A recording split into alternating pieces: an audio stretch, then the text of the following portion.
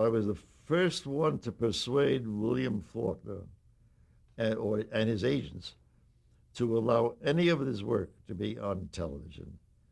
And I did that. This was actually a live show, the only live show in Hollywood called Climax. Uh, and I made a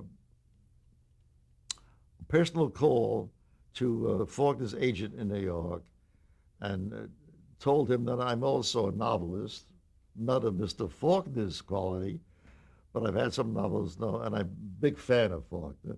Anyway, he agreed, and I adapted the short story. It was called An Error in Chemistry, and I was nominated for Best Writing by the Writers Guild. The producers of the show, a man named Mort Fine, and a wonderful man who I became very closely associated with over the years, named E. Jack Newman. It's spelled Newman, Neuman.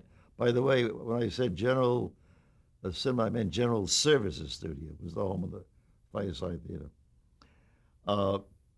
And they had watched me write all the early television pilots, and watch them go on in the air and everything.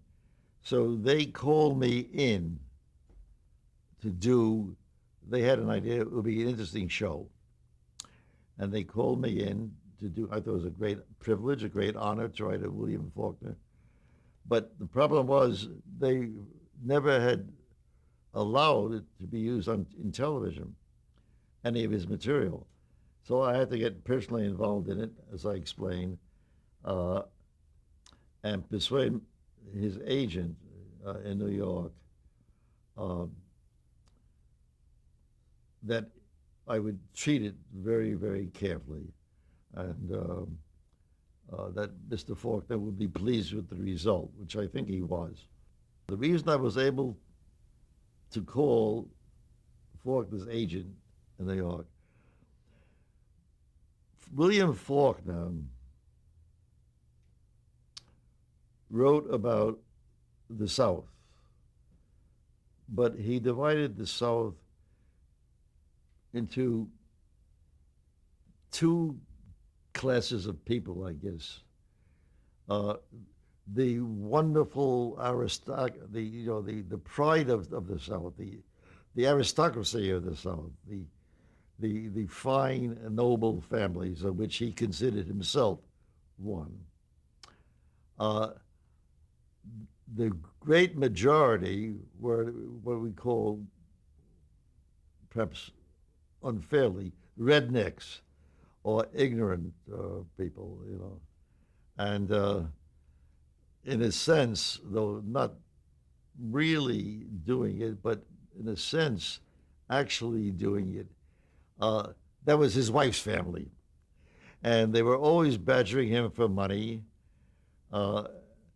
And all his books, there's a distinction between the refined aristocratic Southerner, only in terms of good manners, good education, and the uneducated, or the mob, the mass.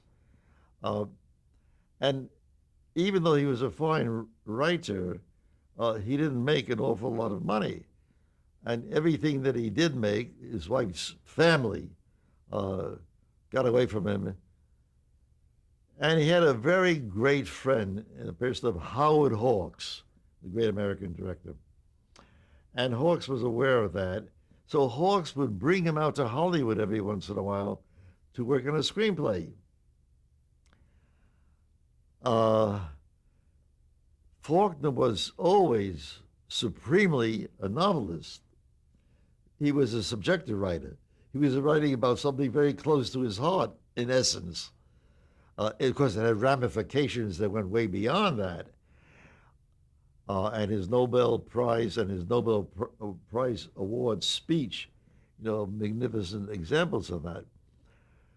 But it came to pass that Hawks brought him out to Hollywood.